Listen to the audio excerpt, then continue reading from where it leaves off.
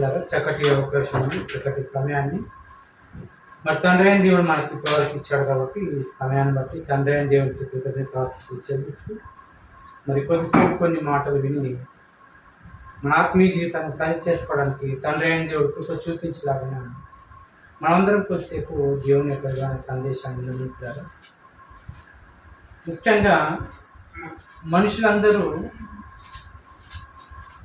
దేవుడు అనగానే ఎలా చూస్తారమ్మా? అందరికీ అనిపిస్తుంది. మనుషులు అనగానే దేవుణ్ణి ఎలా చూస్తారు? దేవుని దగ్గరికి వెళ్తే ఏం కావాలని మనిషి ఇష్టపడిపోతాడు. అంటే దేవుడు అంటే ఈ లోకంలో మనిషికి ఎలా అర్థమైందంటే, దేవుడు అంటే ఇదిగో మా కుటుంబంలో పరిస్థితులు బాగలేకపోతే దేవుణ్ణి వేడుకుంటే మా కుటుంబంలో పరిస్థితులు బాగు చేస్తాడు. ఇదిగో ఈ దేవుణ్ణి నమ్ముకుంటే, ఇదిగో నాకు అనారోగ్యం ఉంది, ఈ దేవుణ్ణి నమ్ముకుంటే మాకు అనారోగ్యం పోతుంది. ఇదిగో ఈ దేవుడు మేము ఏది అడిగితే మాకు ఇస్తాడు. ఈ దేవుడి దగ్గరికి వస్తే ఏది కాదనడు కదా. దేవుడు అంటే మనకు ఆరోగ్యాన్ని బాగు చేస్తాడు. దేవుడు అంటే మనకు ఆయుష్నిస్తాడు. దేవుడు అంటే మనకు ఏదన్నా ఇరుకు ఇబ్బందులు ఉన్న వాటిని దేవుడు పరిష్కరిస్తాడని ప్రతి ఒక్క మనిషి దేవుని దగ్గరికి వస్తాడు. మనిషి ఎందుకు దేవుని దగ్గర వస్తున్నాడంటే భయపడి వస్తున్నాడు. ఎందుకు భయపడంటే మనిషి ఒకరోజు చనిపోతున్నాడు. ఆ చనిపోవద్దని ఇగో నన్ను ఇంకా కొద్ది కాలము నాకు బ్రతుకునివి అని ఆ దేవుని దగ్గర వేడుకోవడానికి అందరూ వస్తుంది కదా. ఇదిగో మనం చావడానికి ముఖ్యమైన కారణాలు ఏంటి చెప్పండి? మనం చావడానికి ముఖ్యమైన కారణాలు ఏంటంటే, ముఖ్యంగా పిల్లరా, మనకు ఎప్పుడైతే అనారోగ్యం వస్తుందో, జ్వరం కానీ, బీపీ కానీ, షుగర్ కానీ, ఇంకా మిగిలిన ఏవైనా రోగాలు, ఎన్నో రోగాలు ఉన్నాయి. ఆ రోగాలు అయితే ఎప్పుడైతే వస్తాయో మనకు రోజు రోజుకి ఏమర్థం కావాలి తెలుసా? నేను చావడానికి దగ్గర అవుతున్నాను. ఇప్పుడు చావడానికి దగ్గర అవుతున్న మనలకి ఈ రోగం తీసేస్తే ఏం లాభం వస్తుంది చెప్పండి? అర్థమైందా? ఈ యొక్క బాధను, కుటుంబంలో ఒక బాధ ఉంది, ఈ బాధను తీసేస్తే మన కుటుంబంలో మనకేం లాభం చెప్పండి? ఏం లాభం లేదు. అర్థమవుతుందా?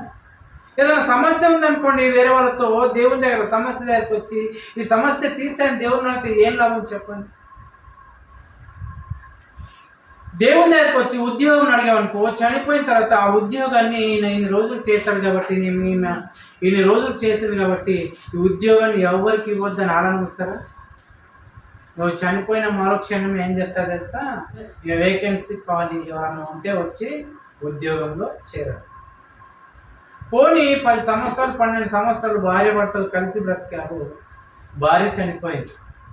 అదేంటా భర్త ఊరుకుంటాడా? ఏమంటాడు? ఆ జ్ఞాపకాలతో బ్రతికేయాలి ముఖ్యంగా, కానీ ఇంకో పెళ్ళి చేసుకోవడం. మనిషి అనగానే ఎలా ఆలోచిస్తున్నాడు తెలుసా? దేవుని దగ్గరికి వస్తే నాకేదో లాభం కావాలి, దేవుని దగ్గరికి వస్తే నేను ఏదో నష్టపోతున్నాను, నాకు లాభం కావాలి. ఇదిగో ఈ లోకంలో ఇగో ఆ దేవుడే నాకు ఆరోగ్యాన్ని ఇవ్వాలి, ఆయుష్ని ఇవ్వాలి, నాకు బ్రతికించాలి, చక్కగా నా కుటుంబాన్ని సంతోషంగా పిల్ల పాపలతో కాపాడాలని చాలామంది దేవుని దగ్గరికి దానికి వెళ్తారా? ఇంకెందుకు వెళ్తారా? ఇదిగో మాకు మంచి ఉద్యోగం వస్తే ఇదిగో నీకు ఇన్ని కొబ్బరికాయలు కొట్టేస్తా, నాకు మంచి ఒక పిల్లలు పుట్టారనుకో, పిల్లలు పుట్టారనుకో, ఇక్కడ నుంచి నేను అక్కడ నడిచేసి వస్తా. అంటే దేవుణ్ణి ఎలా అర్థం చేస్తున్నారు మనుషులు అంటే, మనకేదైతే లేదో, మనకేదైతే రాదో, అదైతే దొరకదో అది దేవుని దగ్గర ఉంది, ఆ దేవుని దగ్గర అడిగితే మనకు దొరుకుతుంది, మనకు వస్తుంది, మనకి ఇస్తాడనే ఆలోచనతో మనుషులందరూ వెళ్తున్నారు. లేదు, ఆసుపత్రులు ఉన్నారు అనుకోండి, ఆసుపత్రులు ఉన్నంతసేపు ఏం చేస్తారమ్మా? దేవుడు దేవుడు దేవుడు అంటే బయటకు వచ్చిన తర్వాత దేవుడు లేడు, ఎవరు లేడు, దయ్యం దయ్యం రాజు అంటున్నాడు, దయ్యం దయ్యం.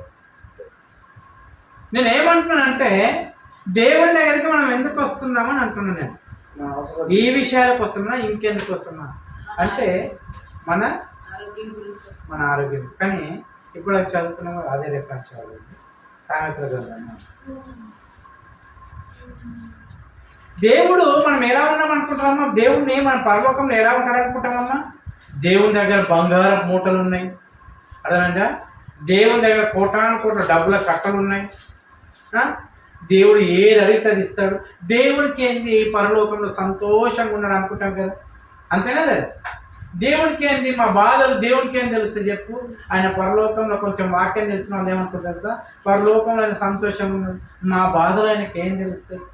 ఇక్కడ పడే బాధలు ఎవరికి తెలుస్తాయి అని ఎవరి బాధలను బట్టి వాళ్ళు దేవుడికి నిజంగా ఇలాంటి మాటలు అంటుంటారు. కానీ దేవుడు పరలోకంలో ఏం చేస్తున్నాడని ఆలోచించినట్లయితే 1వ అధ్యాయం 20 వచనం, సామెతల గ్రంథము 1వ అధ్యాయం 20 వచనం, 30 వచనం, సారీ 30 వచనం.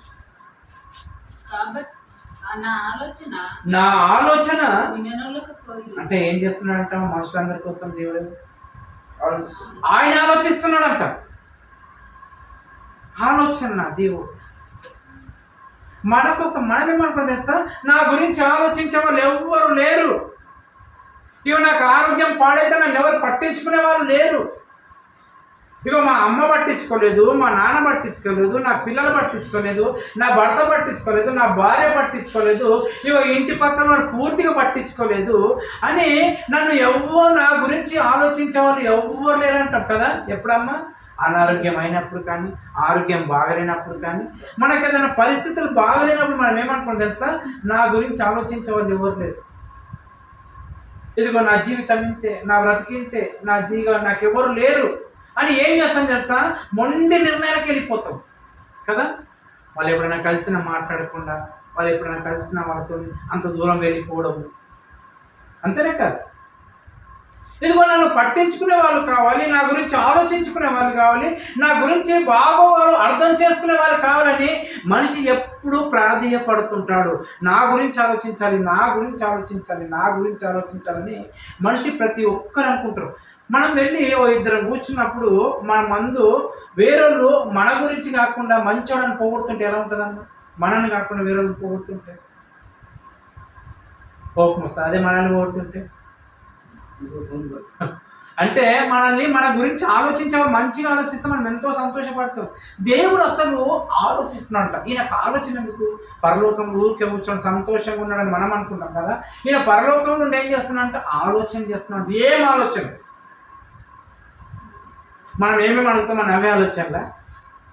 దేని గురించి దేవుని ఆలోచన? అదే కదా ఇక్కడ 30వ వచనంలో, నా ఆలోచనను వినలేకపోయిరి అంటే ఆయన ఆలోచన ఏందో మనతో చెప్పాలనుకుంటున్నాడు.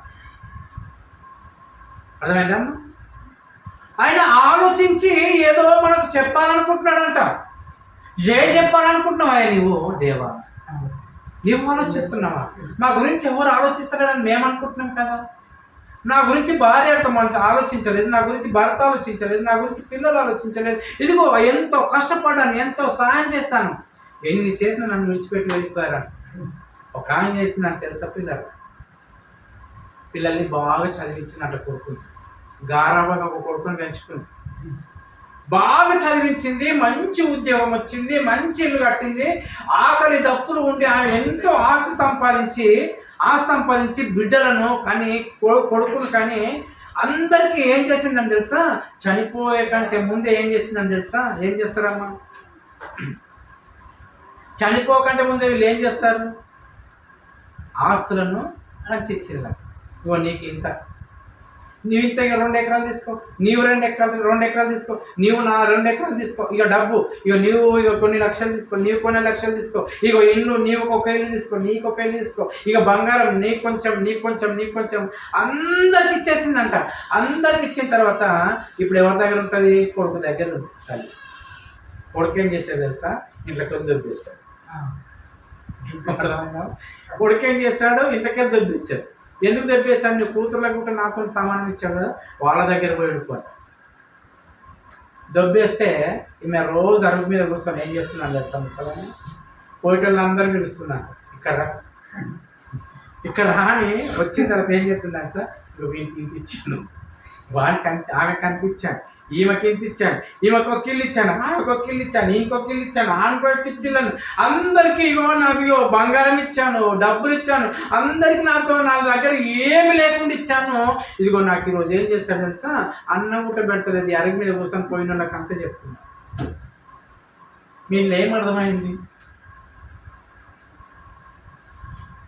మనం మాత్రం అందరికి ఇస్తాం కానీ దేవునికి ఇవ్వము. ఇది ఇక్కడ అర్థం కావాలి.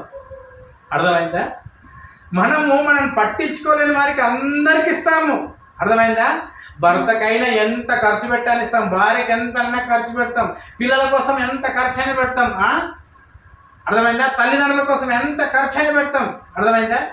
మరి దేవుని కోసము ఇలా అందరు ఖర్చు పెట్టినప్పుడు వాళ్ళు నిన్ను నిజంగా గుర్తుపెట్టుకో, నువ్వు వాళ్ళని ఎంతగా గారవంగా పెంచుతున్నావో అంత నువ్వు శోధనలోకి వెళ్ళాలని గుర్తు తెచ్చుకో.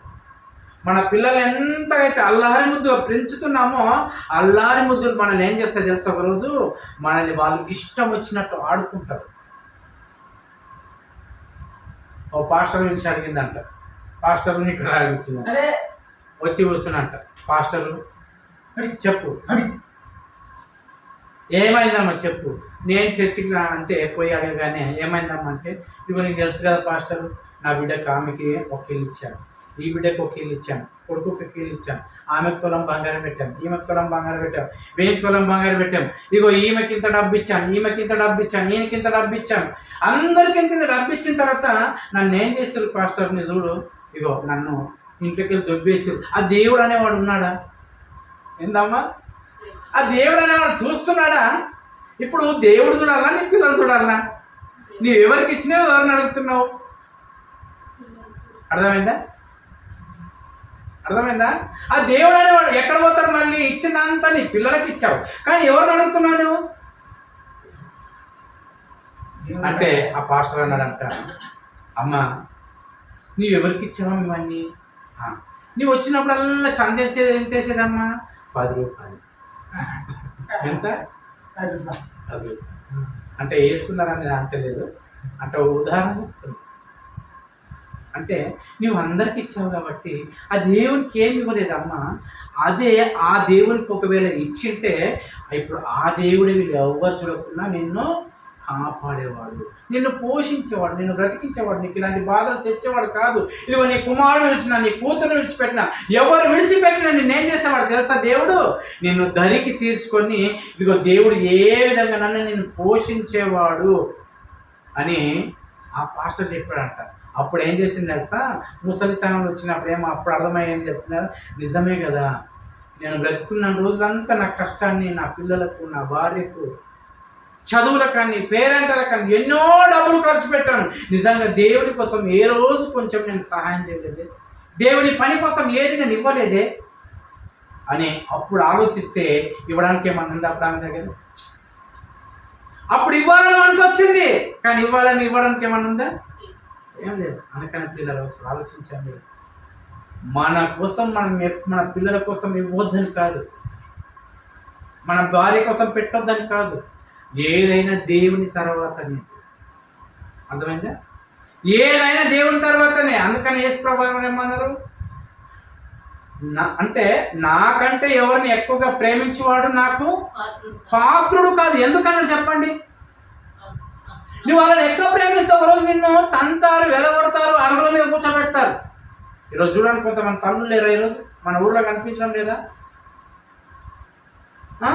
తల్లిదండ్రులు కొడుకులు ఉన్నా కానీ బయట కూర్చొని వేరేగా సంసారం పెట్టుకొని తినే తల్లులు లేరా మన ఊర్లో? చూడండి. దేవుడు ఏమంటున్నాడు తెలుసా? ఇదిగో అలా విడిచిపెడితే, ఇగో అలాంటి మాటలు చెప్పడానికి ఇగో ఇక్కడ రమ్మంటే నేను ఆలోచిస్తున్నాను అంటున్నాను. నా ఆలోచనలు వినలేకపోయి నా గద్దిప్పుని వారు అంగీకరించారు. నేను చెప్పాలనుకున్నాను, చెప్పాను ఒక సేవకునితో, కానీ ఏం చేస్తాడు తెలుసా? ఆయన అలాని చెప్తాడే. మనకు అవసరమా కదా? ఆయన అలాని నిర్లక్ష్యము. నీ నిర్లక్ష్యం ఏం చేస్తుంది తెలుసా? నిత్య నరకానికి తీసుకెళ్తాను మనల్ని. మన నిర్లక్ష్యం ఏం చేస్తుంది? మన నిత్య నరకానికి తీసుకెళ్తుంది. అంటే చావు తర్వాత మళ్ళీ బ్రతుకుందని గుర్తుపెట్టుకోండి. అర్థమైందా అమ్మ? ఏమంటున్నాడు దేవుడు? నా ఆలోచన వినలేకపోయారు అంటే ఆయన ఆలోచించి కొన్ని మాటలు చెప్పాలనుకున్నా. ఏం మాటలు అంటే, ఇదిగో ఇలా చేస్తే నీవు తల్లిదండ్రుని ఒకవేళ నీవు దూషిస్తే కారు చీకట్లోని దీపము ఆరిపోతుంది. ఇవి చెప్పాలనుకుంటున్నాడు దేవుడు. తండ్రిని బాధ పెడితే నీ కారు చీకట్లో నీకు దీపం ఆరిపోతుంది. తండ్రిని తల్లిని నిష్ఠుర పెడితే కారు చీకట్లో నీ దీపం ఆరిపోతుంది. అంటే తల్లిదండ్రులు బైబిల్ ఏం చెప్పింది తెలుసా? సన్మానించమని చెప్పింది. దేవుని తర్వాత పిల్లల్ని ఏమించమని చెప్పిందమ్మా? పిల్లలకి ఏం చెప్పాడు దేవుడు? వాళ్ళకు కోపం రేపక వారు ప్రభు యొక్క శిక్షణలోనూ బోధనలోనూ పెంచాడు. అది చెప్పాలని నేను అందరూ పిలుస్తుంటే ఎవడు నా మాట వినడానికి వస్తున్నాడు? దేవుని మాట వింటే ఈరోజు ఇలా ఉంటారా మన ఊరికి? చెప్పండి పిల్లరా. అన్న వదినే వరస లేదు కదా. అన్న వదిన వరుస లేదు. అన్నను వదిన ఏమనుకునేవాళ్ళు? అమ్మ వదిన ఏమనుకునేవాళ్ళు? ఇంతకుముందు అమ్మ అనుకునేవాళ్ళు. పోనీ మరదలు ఏమనుకునేవాళ్ళు? ఇంతకుముందు చెల్లెలతో చూసేవాళ్ళు, చెల్లెలతో సమానం చూసేవాళ్ళు. అంతేనా కదా? అమ్మతో సమానము, చెల్లెలతో సమానము. అక్క అంటే అక్కనేగా, చెల్లెలంటే చెల్లెనే, పెద్దమ్మ అంటే పెద్దమ్మనే, చిన్నమ్మ అంటే చిన్నమ్మనే. ఈరోజు చూడండి ప్రియులారా, తల్లి కొడుకులు గుట్ట సాంగత్యం ఉన్న రోజులు మన ఊర్లో ఉన్నాయా లేదా? తల్లి చిన్నమ్మలు అయ్యే వాళ్ళు గుట్ట వరస లేకుండా పోతున్నారని చెప్పండి. అర్థమైందా? అన్న తమ్ముడు అయ్యే వాళ్ళు మన ఊర్లో పెళ్లి చేసుకున్నారని చెప్పండి. చేసుకున్నారు లేదా? ఇప్పుడు వదిన మరది కలిసి ఈ సాంగత్యం చేసే వాళ్ళు కనిపిస్తున్నారని చెప్పండి. ఉన్నారా లేదా? ఊర్లో గమనించండి. అర్థమైందా? ఇలాంటి చేస్తే ఏం చేస్తారంటారు తెలుసా? బైబిల్ ఒక మాట చెప్పారు, వ్యాధులు తెప్పిస్తాను, నాశనం చేస్తాను. అర్థమవుతుందా? నా ఆలోచనలు నేను చెప్పాలనుకుంటున్నాను, ఎవడు వినడానికి వస్తున్నాడు? దేవుడు ఏమంటాడు తెలుసా? ఒరే నీకు అక్క అయినప్పుడు అక్కలాక నువ్వు లోబడి ఉండు. అక్క అన్నప్పుడు అక్క ప్రేమనే పొందు, భార్య ప్రేమను పొందక అక్కడ. అర్థమైందా? అక్క అన్నప్పుడు అక్క ప్రేమను పెట్టు. అంటే ప్రేమలో ఉంట దేవుడు పెట్టాడు. అక్క ప్రేమ వేరు, చెల్లెలి ప్రేమ వేరు, అన్న ప్రేమ వేరు, తమ్ముడి ప్రేమ వేరు, భార్య ప్రేమ వేరు, భర్త ప్రేమ వేరు, అమ్మ ప్రేమ వేరు, నాన్న ప్రేమ వేరు, ఇక చుట్టుపక్కల ఉన్న వాళ్ళ ప్రేమలు వేరు. అందరికీ వేరే వేరే ప్రేమలు పెట్టాడు. నువ్వు భార్య ప్రేమను తీసుకుపోయి అక్కకు పెట్టకు. అర్థమవుతుందా? భార్య ప్రేమను తీసుకుపోయి చెల్లెలకు పెట్టకు. భార్య ప్రేమను తీసుకొని వదిలేకి పెట్టకు. భార్య ప్రేమను తీసుకుపోయి మరదలకు పెట్టకు. ఎక్కడి ప్రేమలు అక్కడనే ఉంచాలి. ఈ ప్రేమలు లేవు కాబట్టి చూడండి ప్రియులారా, కుటుంబాల్లో ఏ కుటుంబం సంతోషం ఉందని చెప్పండి? అన్ని అక్రమాలతో నిండిపోయింది. ఈ ఊరే కాదు, ప్రతి ఊరు అలా నిండిపోయింది. హైదరాబాద్ అంటే చెప్పొద్దు. అర్థమైందా? ఈ ఊరే కదా, హైదరాబాద్ అంతా అలానే ఉంది, ప్రతి ఊరు అలానే ఉంది. ఊర్లోకి అప్పుడు వెళ్తుంటే ఏమాట తెలుసా? అప్పుడప్పుడు ఊర్లోకి వెళ్ళి వాక్యం చెప్తుంటే ఏమాట తెలుసా? బ్రదర్ మా ఊరి గురించి ప్రార్థన చేయవు బ్రదర్ అంటే, ఏమైందమ్మా అంటే, అందరు లవ్ చేసుకుని పెళ్లి చేసుకుంటారు బ్రదర్. వరుసలు లేవు బ్రదర్. అక్క అనేది లేదు, చెల్లెలు అనేది లేదు, తమ్ముడు అనేది లేదు, వదిన అనేది లేదు, మరదలు అనేది లేదు. ఎట్లా అంటే వాటి వరుసలు లేకుండా విచ్చలవిడి గల కుక్కలు తిరిగినట్టు తిరుగుతున్నారు బ్రదర్ అని చెప్తారు. ఏ ఊరికి వెళ్ళా నిజం ప్రియులారా, ఇలాంటి చెడిపోతున్న సమాజం ఇలా జరుగుతుంటే ఎవరైనా మన ఊరికి వచ్చి మంచోళ్ళు అంటారు? ఇలా జరుగుతుంటే మన ఊరికి వచ్చి ఒక పిల్లల్ని తీసుకెళ్ళడానికి ఇష్టపడతారా? చెప్పండి. మన ఊరికి సంబంధాలు రావడానికి ఇష్టపడతారు చెప్పండి? మన ఊరికి ఒక పిల్లని ఇవ్వాలంటే ఇష్టపడతారు చెప్పండి? దేవుడు ఏమంటుంది తెలుసా? నా ఆలోచన వినలేకపోతున్నాను. నేను గద్దించి చెప్పాలనుకుంటున్నాను, వినలేదు. ఏం చేస్తారంటే ఆయన గద్దింపును, నా గద్దింపును వారు తృణీకరించారంట. ఎవరు చూస్తున్నాడులే, ఎంతమంది చేసుకోలేదు. మొగోళ్ళు పెళ్లి చేసుకుంటే ఏం లేదు, కానీ నేను ఆడమతో పెళ్లి చేసుకుంటే ఏముంది? ఆడోళ్ళు పెళ్లి చేసుకుంటే ఏం లేదు, కానీ మేము చేసుకుంటే పెళ్ళి ఏముంది? ఈ రోజుల్లో ఊర్లో పెద్ద మనుషులు అలా తయారైపోయారు. పెద్ద మనుషులు కాదాలు. అర్థమైందా? ఇలాంటి కార్యక్రమాలకు ప్రోత్సహించే వాళ్ళు పెద్ద మనుషులు కాదు పిల్లలు. ఊళ్ళో పెద్ద మనిషి ఎవరున్నారు తెలుసా? బైబిల్ చేత పట్టుకున్నవాడు, బైబిల్ సరిగ్గా బోధించేవాడు. అలాంటి వాడు ఈ ఊర్లో ఉంటే నిజంగా పిల్లలు ప్రతి ఒక్కరు మారుతాడు. నిజంగా మన వాక్యం వినమని ప్రతి ఒక్కరిని ఒక సంవత్సరం మార్చేస్తాను, కానీ వినడానికి ఎవడు వస్తాడు?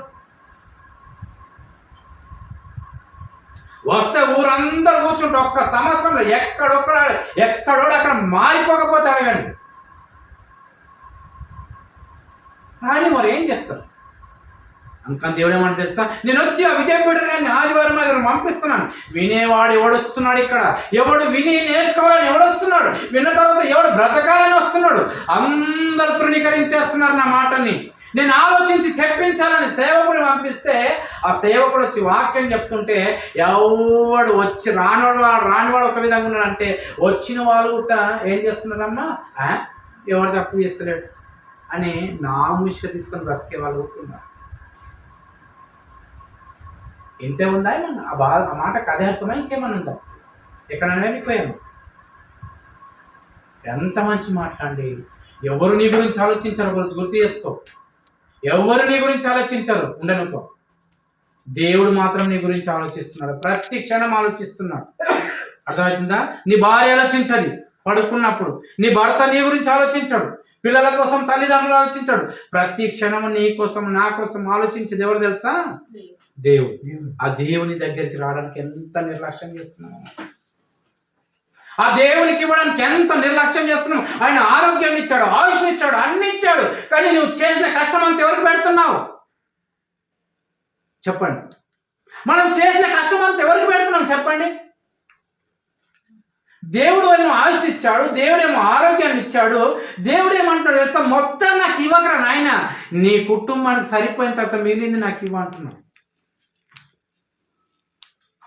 కదమ్మా. ఎంత మంచి మాట్లాడు. నీకు సరిపోయిన తర్వాత నాకు ఇవ్వరా, బెంకులో పెట్టుకొని ఏం చేస్తావు? ఎవరికో మిత్రులకి ఇచ్చి ఏం చేస్తావు? పెట్టుకొని ఏం చేస్తావు రా? చెదలు పడతాయి. ఎవరికి ఇస్తే వాడు మోసం చేసి వెళ్ళిపోతారా? ఒరే నాకు ఇస్తే నేను ఎప్పటికైనా నేను ఒక మంచి నడవడిలో నడిపిస్తాను. ఎవరు ఇవ్వడానికి ఇష్టపడతారని, ఎవరు ఇచ్చడానికి ఇష్టపడుతున్నారు ఈ రోజుల్లో దేవుని కోసం? భార్య పిల్లలు దేవుడు ఏమంటాడు తెలుసా? నువ్వు భూమి మీద బ్రతికిన రోజులు ఏం చేసావు? ఆయుష్నారో కలిస్తే పెళ్ళం పిల్లలు భార్య పిల్లలు వాళ్ళ కోసం పనిచేశాను, వాళ్ళందరూ తీసుకొని నరకానికి పోవని చెప్తాడు. పోదామండి నరకానికి. కింది మాట చదవండి. కాబట్టి వారు తమ ప్రవర్తనకు తగిన ఫలము అనుభవిస్తారు. ఏమంటాడమ్మా? మీకు చెప్తున్నాను, ఏం చెప్తాను తెలుసా ప్రియులారా? నిజంగా చెప్తున్నాను. ఈరోజు మీరు నీకంటే, యేసు ప్రభు కంటే, దేవుని కంటే నువ్వెవరినైనా ఎక్కువ ప్రేమించావా, దానికి తగిన ఫలం ఒకరోజు నువ్వు పొందాలి. బైబిల్ మాట ఊరికేనే కాదు. నువ్వు అక్కను పోయి నువ్వు భార్య ప్రేమను చూపించావా, దానికి తగిన మూల్యం చెల్లించాలి. అమ్మగా చూడాల్సిన వదిన దగ్గరికి భార్య ప్రేమను చూపించావా, దానికి తగిన మూల్యం చెల్లించాలి. బయటికి ఏమో అక్క అనుకుంటారు, లోపలనేమో భార్య ప్రేమ కదమ్మా, అనుకుంటలేదా? అక్క అని పిలుచుకుంటారు, లోపలనేమో ఏం ప్రేమలు? భార్య ప్రేమ, భర్త ప్రేమ. అక్క ప్రేమ వేరే ఉండాలి. ఏం అర్థమవుతుందమ్మ? దేవుడు అంటే ఏమనుకుంటున్నాడు? ఆయన ఏదో ఆలోచిస్తున్నాడంట. ఊరి వీళ్ళ జీవితాలను బాగు చేయాలి, వీళ్ళ కుటుంబాలను బాగు చేయాలి, వాళ్ళను గ్రామాన్ని బాగు చేయాలని ఒకరిని పంపిస్తే, ఒరే దయ్యం ఏం చేసింది తెలుసా? ఆ పాస్టర్ పట్టుకుంది, ఊరి పాస్టర్ ఇంకొక పాస్టర్ పట్టుకుంది. మీరు అక్కడ వెళ్తే మాత్రం ఏం చేస్తాను తెలుసా? సావుల గ్రామం, సమయాల గ్రామం మీరు పోతారా? పోండి. దయ్యం పట్టింది వాళ్ళందరికీ. మీరు అనుకుంటాను చాలా బాగుంది అనుకో, వాళ్ళకి దయ్యాలు పట్టాయి. దయ్యం పట్టని వాడు ఎలా ఉంటాడు తెలుసా? వాక్యం ఎక్కడ చెప్తే అక్కడ ఉరికొచ్చి వాక్యం వింటాడు. అర్థమైందా? వీళ్ళు రాణిస్తలేరు, రావడం లేరు. అంటే వీళ్ళకి ఏం పట్టింది? వీళ్ళు ప్రతి ఒక్కరి ఊర్లో ఎవరైతే ఈ చర్చికి రానివ్వకుండా ఎవరైతే అడ్డుపడ్డారో ప్రతి ఒక్కరు ఒకరోజు మూల్యం చెల్లించాలి. దానికోసం కంపల్సరీ లెక్క చెప్పేంత వరకు దేవుడు విడిచిపెట్టాడు. ఎందుకు? మా కష్టాన్ని, మా శ్రమను, మా ప్రయాణాన్ని, మా ఖర్చును దేవుడు ఊరికే మీద వదిలిపెట్టాడు. ఏమంటారు తెలుసా? కాళ్ళు దులిపిరాని వాళ్ళ సంగతి చెప్తానన్నాడు. అందరు ఏమంటారు తెలుసా పిల్లరా? ఆడ 2-3 వస్తున్నారు, ఎందుకు వెళ్తున్నావు అంటారు. అంటలేదు అన్నవాళ్ళు ఉన్నారు. ఎక్కడికి తెలుసు 2-3 కోసం నువ్వు అంత దూరం ఎందుకు వెళ్తున్నావు? 1000 రూపాయలు ఎందుకు? అదే ఇక్కడ హైదరాబాద్లో పెడితే ఇంకా డెవలప్మెంట్ అవుతారు. మంచి వాక్యం, మంచిగా సాయంత్రం పూట పెడదాము, ఇంకా డెవలప్మెంట్ చేద్దామండి అంటున్నారు. కానీ ఆలోచన ఏం తెలుసా? ఉన్నవాళ్ళు ఎక్కడ నశించిపోతారు. 2-3 అన్న వాక్యం విన్న వాళ్ళు ఎక్కడ నశించిపోతారని మా ఆలోచన. లేకపోతే కొద్ది రోజులకు దేవుడు వాళ్ళ మారు మనసును పొంది కొంతమంది నడిపిస్తాడేమో మన ఆలోచన. ఆలోచించట్లేదరా? ఏమంటారు తెలుసా? ఏమంటున్నారమ్మా 31వ వచనంలో, కాబట్టి వారు తమ ప్రవర్తనను తగిన ఫలము అనుభవించెదరు. తమ వ్యక్తిస్తమగు వరకు తమ ఆలోచనను అనుభవించారు. అంటే ఏ దాకానంటమ్మా? పూర్తిగా ఎప్పటి వరకు దేవుని నమ్మని తెలుసా? ఇంట్లో నుంచి బయటికి వెళ్ళేంత వరకు పిల్లలే నమ్ముతారంట, దేవుని నమ్మరంట, దేవునికి ఇవ్వరంట. ఆడుకునడానికి పిల్లలకు ఖర్చు పెట్టినంత దేవునికి ఇస్తలేవు నువ్వు. పిల్లలకు రోజు కురుకురేలకు పెట్టినంత డబ్బు నువ్వు దేవుని సన్నిధానంలో వేస్తలేవు. ఎలా విడిచిపెడతారనుకున్నాడు దేవుడు మనల్ని? వెక్కసం అంటే ఏం తెలుసా? మొత్తం కుత్క వచ్చిందాక దేవుడా దేవుడు అంటే ఆ పిల్లలకు పెట్టావు కదరా, కూతురు పెట్టావు కదా, కొడుకుకు పెట్టావు కదా, ఆమెకి ఇచ్చావు కదా, అందరికి ఇచ్చావు కదా, వాళ్ళ దగ్గరికి పోరా, నా దగ్గరికి ఎందుకు వస్తున్నావు అంటే వాళ్ళ తన్ని ఎలగొట్టి ఎప్పుడు చస్తారని ఎదురు చూస్తూ, ఎప్పుడు మట్టిలో పెట్టాలని ఎదురు చూస్తారు. మనము పిల్లల కోసం ఖర్చు పెడితే తగిన మోతాదులో కాకుండా, ఎందుకో బైబిల్ ఏం చెప్పిందో తెలుసా పిల్లల? నీ ఆత్మ నీవే రక్షించుకో, ఎవరో నేను రక్షించాను. పెట్టొద్దన్నట్లే దేవుడు. ఒకవేళ దేవుని పని కోసం చేస్తే దేవుడు ఏమన్నాడు తెలుసా? మరి అంతా నీకు, ఒకవేళ దేవునికి అంతా నీవు ఇచ్చావనుకో, ఒకవేళ పోనీ 100 రూపాయలు 100 రూపాయలే దేవునికి ఇచ్చావంటే దేవుడు ఏమన్నాడు తెలుసా? ఒకసారి బయటికి రారన్నాడు. అయితే ఏం దేవంటే ఒకసారి పైకి చూడన్నాడు. పైకి చూస్తే పక్షులు కనిపిస్తాయి. ఆ పక్షులను చూడు, అవి మన వ్యవసాయం చేస్తున్నాయి, అవి మన పంటలు వేస్తున్నాయా? ఎవరు వేస్తారు పంటలు? మనం వేస్తాం. వ్యవసాయం ఎవరు చేస్తారు? మనం చేస్తాం. కానీ కడుపులు ఎవరు నింపుతున్నారు? మన పంట పొలాలు ఏం తినిపోతున్నాయి? పురుగులు కాదు, ఆ పక్షులు అన్నీ తినిపోతున్నాయి. అర్థమైందా? పక్షులను పోషిస్తున్నది ఎవరు? వాటిని పోషిస్తున్న నేను నిన్ను పోషించలేనా? మరి శ్రేష్టంగా నేను నిర్మించుకున్నాను కదా, ఇష్టపూర్వకంగా నేను చేశాను కదా. ఒక పక్షిలాగా చేయలేను కదా, ఒక మృగంలాగా చేయలేను కదా. అడవిలో ఎన్నో మృగాలు ఉన్నాయి, వాటిని ఎవరు పోషిస్తున్నారు? నీవా, నేనా, ఎవరు? నీళ్ళు ఎవరు పెడుతున్నారు? గడ్డి వేసే వాటికి గడ్డి, మాంసం తినే వాటికి మాంసము, నీళ్లు త్రాగే వాటికి నీళ్లు, ఇవన్నీ ఎవరు పోషిస్తున్నారు? ఒకసారి ఆలోచించు. ప్రకృతి పైన ఒకసారి మెదలు పెట్టు, నీకు అర్థమవుతుంది. వాటన్నిటిని పోషిస్తున్న నేను, నువ్వు నా కోసం ఇస్తే నేను పోషించలేను అనుకుంటున్నావా? ఒక మాట చెప్తున్నాం, ఇన్ని రోజులు మనం వాక్యం విన్నా, ఇన్ని రోజులు చర్చకు వచ్చిన పరలోకం వెళ్ళాం ఇలాంటి కార్యక్రమాలు లేకపోతే తెగిత్తం ఉండి ఇప్పటికైనా సగం జీవితం అయిపోయింది. దేవుని కోసం బ్రతకాలని నిర్ణయం తీసుకున్నాను. దేవా, నీ ఆలోచన లేదో నాతో చెప్పు, నీ మాటలు నేను తృణీకరించాను. దేవా, ఎలా చెప్పమంటావు, ఎలా చెప్తావు చెప్పు. ప్రతిదానికి నేను శిరస్సు వంచి నేను ఉంటాను, ప్రతిదానికి నేను నిలబడి ఉంటాను.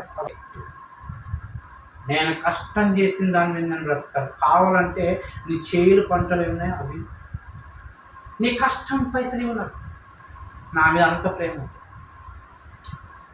దేవుడు దీన్ని కూడా పరిగణలో తీసుకుంటాడు. ఇంటికి వచ్చినాక మా అమ్మకి చెప్పాను, మళ్ళీ ఒకసారి దగ్గర తెచ్చుకోకుండా చెప్పాను లేదా? చెప్పినా లేదేమో. అప్పిస్తే ఇంకెప్పుడు తెచ్చిపోతాను చెప్పినా లేదా? తెచ్చుకోవద్దు, దేవుడు బ్రతికిస్తాడు మనల్ని. వద్దు, మోసం పని. అదెందుకు? పిల్లల కోసం ఇచ్చింది దొంగతనమే కదా. పిల్లల కోసం ఇచ్చింది, ఒక పిల్లల కడుపును బట్టి మనకిస్తున్నారు కదా. వద్దు. ఒకవేళ చెప్పాను, ఇలా ఇస్తే ఎవరైనా చూస్తే నీ ఉద్యోగం పోతుందమ్మా, మార్పు కూడా నీ ఉద్యోగాన్ని కూడగొట్టుకుంటావా? నీ ఉద్యోగాన్ని కూడగొట్టుకుంటావు చెప్పు. వద్దు చెప్పాను. ఆ రోజు నుంచి నేను పోతే నాకు అస్సలు ఇవ్వదు. నీకు ఇష్టం ఉంటే 10 రూపాయలని నీ ప్రేమకు ఆ సంతోషం నాకు సంతోషం, నాకు తిన్నది అరుగుతుంది. కానీ ఎవరికో ఇచ్చిన నాకు మాత్రము ఎవరికి. ఎంత కఠినంగా బ్రతకాలి తెలుసా పిల్లలు? క్రైస్తవుడు అంటే ఇలా ఉండాలి. బ్రతకలేమా? ఆమె ఇస్తాం బ్రతకమ్మా? నిజం ఒకసారి చెప్పండి. మనం బ్రతుకుతాము. దాని ద్వారా ఏమొస్తాయి తెలుసా? ఒకరోజు ఆమె మనకు దూరం అయితే ఏమంటుందమ్మా? దూరం అయితే ఏం చెప్తుంది? గొడవ పడితే, ఒరే నీకు ఆ రోజు లేకపోతే ఏమి ఇచ్చాను? నీకు పప్పు ఇచ్చానురా, నూనె ఇచ్చానురా, నూనె ప్యాకెట్లు ఇచ్చానురా, పాల ప్యాకెట్లు ఇచ్చానురా, నువ్వు ఇంత మూర్ఖం తయారీ చేసినావు అంటారు. అవసరమా? దేవుడు అన్నాడమ్మా, దేవుడు ఇచ్చాడు. మనుషులు ఇచ్చాడు కానీ దేవుడు ఇచ్చాడు. అర్థం చేసుకోండి, ఆలోచించండి. ఎందుకు తెలుసా? మనం క్రైస్తవులం, ఈ లోకంలో ఉన్నాం కాదు. క్రైస్తవుడగానే లోకానికి వేరుగా బ్రతకాలి. క్రైస్తవుడగానే పాపం లేని జీవితం జీవించాలి. క్రైస్తవుడనగానే న్యాయంగా బ్రతకాలి. క్రైస్తవుడనగానే అబద్ధం మాట్లాడదు. క్రైస్తవుడగానే పాపం చేయొద్దు. క్రైస్తవుడగానే వ్యభిచారం చేయొద్దు. క్రైస్తవుడనగానే క్రైస్తవుడు చెడు చూపులు చూడొద్దు. క్రైస్తవుడు అనే చెడ్డ ఆలోచన చేయొద్దు. క్రైస్తవుడు ఎప్పుడు దేవుని గురించి ఆలోచించాలి, దేవుని పని కోసం ఆలోచించాలి, దేవుని కోసం నేను ఎంత ఇవ్వాలని ఆలోచించాలి. అర్థమైందా? ఇలాంటి మాటలు చెప్పి బలపరచాలని దేవుడు అనుకుంటున్నాను. నా మాటలు నేను ఆలోచించి చెప్పాలనుకున్న మాటలు ఎవడు వింటున్నాడు? అందరూ తృణీకరించి వెళ్ళిపోతున్నారు. నేనేం చేస్తాను తెలుసా? వాక్యం విని తృణీకరించిపోతే దానికి తగిన ఫలము అనుభవిస్తాడు. ఒకవేళ అలాంటి కార్యక్రమాలు ఈరోజు ప్రార్థన చేసి ఒప్పుకో. ఇక నుంచి అవి వద్దు, మనకే వద్దు. నేను కష్టపడతాను, నా కష్టపడింది వచ్చింది, కారం రొట్టెనే తిని బ్రతుకుతాను కానీ వద్దు అనేది. అర్థమైందా? కారం రొట్టెని తిని బ్రతు వద్దు. కష్టపడము. దేవుడు చేతికి ఇచ్చాడు కదా, దేవుడు బలం ఇస్తాడు మనకు తెలుసా? దేవా ఇగో నీవన్నావు ఈ తక్కువ పనులు చేయడం లేదు, నాకు బలాన్ని శక్తి. నేనేమంటాను తెలుసా పిల్లలు? నాకు ఎప్పుడన్నా ఇంట్లో కష్టం వచ్చిందని నేనేమని ప్రార్థన చేస్తాను తెలుసా? దేవా నాకు ఇక ఒంట్లో శక్తి తగ్గిపోతుంది, దేవా ఆటో నడుపుకోవడం నాకు శక్తి, ఆ శక్తి చేతి వచ్చిన డబ్బులు నేను ఇంట్లో పోషించుకుంటాను. నాకు శక్తి దేవా, నాకు ఇగో ఆట నడపడానికి బరువు అయిపోతుంది, నాకు ఆట నడపడానికి ఒళ్ళు వంచలేదు, నాకు నిజంగా ఓపిక ఇవ్వవా, నాకు శక్తినివ్వవా, నడిపే మంచి ఆలోచన దయచేయమని దేవుడికి ఇలాంటి ప్రార్థన చేస్తాను, ఇస్తాడు. అందుకు పిల్లలు ఏమంటారు చూడండి అమ్మా, నా ఆలోచన వినలేకపోయి నా గద్దిపును వారు తృణీకరించిరి, కాబట్టి వారు తమ ప్రవర్తనకు తగిన ఫలము అనుభవించదురు. తమకు వారికి తమకు వెక్కసగం వరకు తన ఆలోచనలు అంటే ఏంటంటమ్మా, చచ్చిపోతున్నంత వరకు మన ఆలోచనలు ఆలోచిస్తారంట. దేవుడు ఏం ఆలోచన చెప్పాలనుకున్నాడు, ఆలోచన చేయరా. అర్థమైందా? దేవుడు ఆలోచన చేస్తే ఏం చేశారమ్మా? తన ప్రియ కుమారుని పంపించాడు. దేవుడు ఆలోచన చేస్తే ఏం చేస్తాడు తెలుసా? యేసు ప్రభు వారి కంటే 40 మంది ప్రవక్తలను పంపించాడు. దేవుడు ఆలోచన చేసి ఏం చేస్తాడు తెలుసా పిల్లలు? యేసు ప్రభుని పంపించాడు. దేవుడు ఆలోచన చేసి ఎవరు తెలుసా? అపోస్తలులను పంపించాడు. దేవుడు ఆలోచన చేసి ఏం చేస్తా? మిషనరీలు పంపించాడు. దేవుడు ఆలోచన చేసి ఏం చేస్తాడు తెలుసా? మన ఊరికి విజయపేట పంపిస్తున్నాడు. వీటన్నిటినీ ఏం చేస్తున్నాము? ఆయన గద్దింపు మాటలు ధృవీకరిస్తూ ఆయన మాటలు వినకుండా ఉంటే ఈ ఊర్లో ప్రతి ఒక్కరు ఒకరోజు విజయపేటలు పంపించి చెప్పిన తర్వాత నీవు వినలేదు, నీకు ఎంత శిక్షణ తెలుసా? డబుల్ శిక్ష ఇస్తాడు. అర్థమైందా? యేసు ప్రభు రక్తము, యేసు ప్రభు శరీరము ఆయన చావడానికి పుట్టే దేవుడు, చంపడానికి యేసు ప్రభు ఇష్టపడ్డాడు. దేవుడు ఆలోచన చేసి పంపించాడు యేసు ప్రభు. ఇగో నీ దేహం అంతా కొరడాలతో కొట్టబడాలి, నీ రక్తం అంతా కార్చాలి. ఇదిగో ఇందుకే ఆలోచన చేశాను, నువ్వు వెళ్ళు. దాంట్లో ఏముందంటే వాళ్ళు తీసుకొని ఆ శరీరాన్ని, ఆ రక్తం తాగితే వాళ్ళకి నిత్య జీవాన్ని ఇస్తాను. ఆ నిత్య జీవాన్ని ఎలా ఇస్తానంటే, నేను చెప్పిన మాట ప్రకారం బ్రతుకుతేనే నిత్య జీవం ఇస్తాను. ఇది తీసుకొని వెళ్ళి తీసుకొని దాన్ని తిని త్రాగి వాళ్ళ ఇష్టానుసారంగా బ్రతికారా, వాళ్ళకి ఇంకా డబుల్ శిక్ష ఇస్తాను, శాపాలను గ్రహిస్తాను. యేసు ప్రభు రొట్టె శరీరం తీసుకొని మనం బ్రతకకపోతే, వీళ్ళు తాగుతున్నాడు, తాగుతావు నీకు ఉంది. ఓ రోజు కొడుకు మాట్లాడుతున్నాడు, దేవుడు మాట్లాడు, నీకే చెప్తున్నా. వచ్చి వాక్యం చెప్తుంటే ఇట్లా కాలారా కూర్చుంటావు, వాక్యమైనవు అర్థమైందా? ఒక రోజు నీకుంటుంది, అప్పుడు ఎవరు పట్టించుకోడు, నిన్నెవరు పట్టించుకోలేదు, నిన్నెవరు పట్టించుకోడు. నువ్వు దేవుని పట్టించుకోలేనప్పుడు నిన్నెవరు పట్టించుకోడు.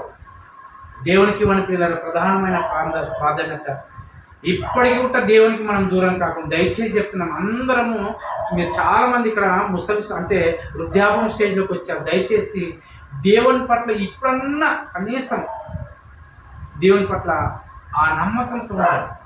ఇక మా వయసులో అంటామా దేవుని కోసం ఎంతనైనా పెట్టడానికి సిద్ధపడాలి, ఎంత నా తల్లి పిల్లల కంటే ఎక్క పెట్టడానికి సిద్ధపడాలి. నా జేబులో పైసలు లేకున్నా ఒక్కోసారి ఎన్నిసార్లు మేము హైదరాబాద్ నుంచి ఇక్కడ వచ్చాము మాకు తెలుసు. అర్థమైందా? ఎందుకు తెలుసా? దేవుడి పని అంటే దేవుడు పంపించిన పని ఆగిపోదు. దేవుడు ఏం మాట్లాడే ఎవరిని బలపరచాలనుకున్నాడు. ఒక వారం రాకపోతే ఏమని తెలుసా? పిల్లలు రాలేని వాళ్ళ రోజు వచ్చారు. అర్థమైందా? ఒక వారం రాకపోతే రాలేని వాళ్ళు వచ్చారు. ఏమైంది ఈరోజు చర్చి పెట్టలేదా? అయ్యో ఎంత తప్పు చేశారు. కనుక పిల్లలు ఆలోచించండి.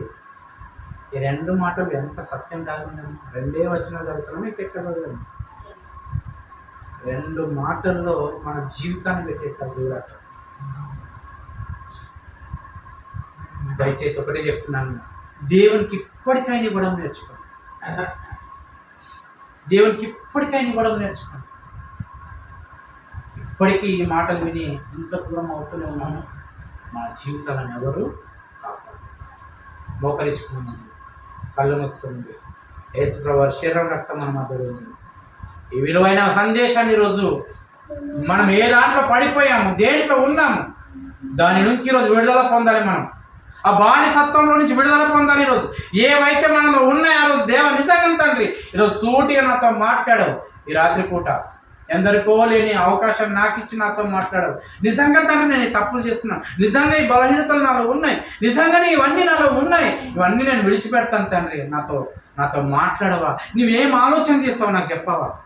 నాతో ఏం చెప్పాలనుకున్నావు చెప్పవా? ఇన్ని రోజులు నేను తృణీకరించానా? నాకు క్షమించవా? నిజంగా తండ్రి నీకు ఇప్పటి నుంచి నేను లోబడి బ్రతుకుతాను. నా జీవితాన్ని బాగు చేయవా? నా కుటుంబాన్ని బాగు చేయవా? నా పరిస్థితులను బాగు చేయవా? అన్యాయంగా నేను ఏదైనా తీసుకుంటున్నా దేవా, వద్దు. ఈ రోజు నుంచి నాకు వద్దు, నువ్వు నన్ను బ్రతికిస్తావు. నేను మీద నమ్మకం ఉన్నా. ఒక మంచి నిర్ణయాలు తీసుకోండి. చెడ్డ అలవాటు, చెడ్డ ఆలోచనలు ఏమైనా ఉన్నాయి అన్నిటిని ఈరోజు విడిచిపెట్టండి. మొట్టమొదటి స్థానము దేవుడికి మనము ఇవ్వాలి, ఆ తర్వాత ఎవరికి ఇవ్వాలి.